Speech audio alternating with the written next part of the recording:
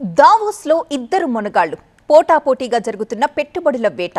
దిగ్గజ పారిశ్రామికవేత్తలతో సమావేశమవుతూ కీలకమైన ఒప్పందాలు కుదుర్చుకుంటున్నారు చంద్రబాబు అండ్ రేవంత్ రెడ్డి. దావోస్ వేదికపై ఏపీ బ్రాండ్ ఎక్స్పోజ్ చేస్తున్నారు చంద్రబాబు. తెలంగాణ ప్రభుత్వం అయితే భారీ డీల్స్ ఓకే చేసుకుంటూ దూసుకుపోతోంది. 3 రోజులు 13 సంస్థలు 1.5 కోట్ల పెట్టుబడులు, ఆల్ టైమ్ రికార్డ్ మాది అంటోంది టీం రేవంత్.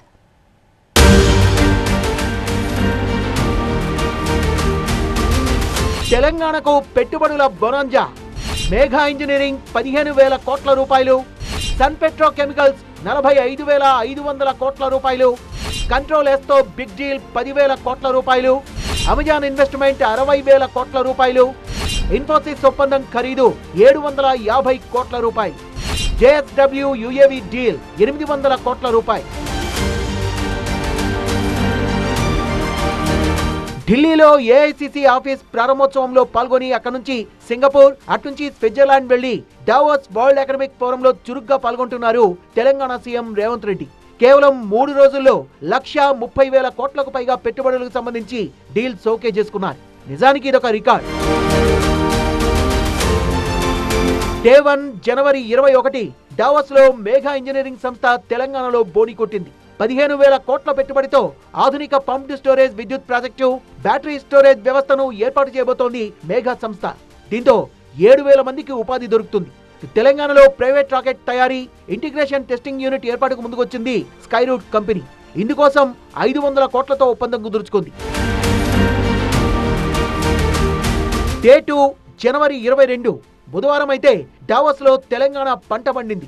ఒకే రోజు 56,300 కోట్ల రూపాయల రికార్డు స్థాయి పెట్టుబడులు వచ్చాయి. ఇందులో sun petro chemicals they సింహభాగం.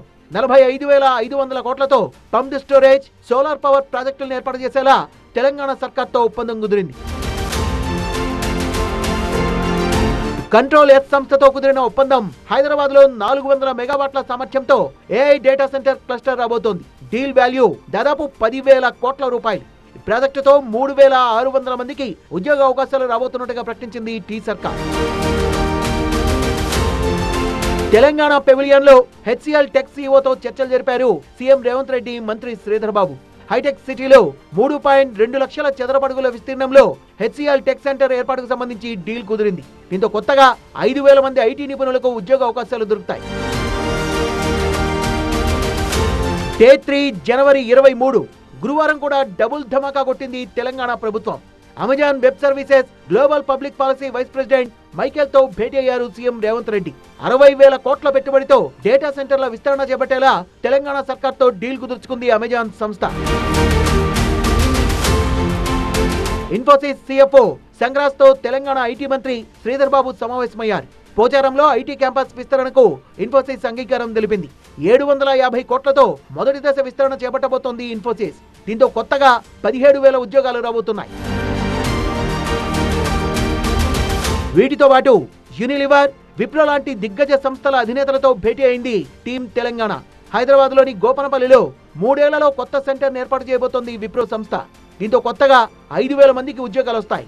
Davos లో కొన్ని మీడియా సంస్థలకు ఇంటర్వ్యూలు ఇచ్చిన రేవంత్ రెడ్డి తను ఏపీతో కానీ, మహారాష్ట్రతో కానీ, కర్ణాటకతో కానీ పోటీ పడడం లేదన్నారు. న్యూయార్క్, టోక్యో లాంటి గ్లోబల్ సిటీస్ తోనే తమ పోటీ ఉంటుందని చెప్పారు.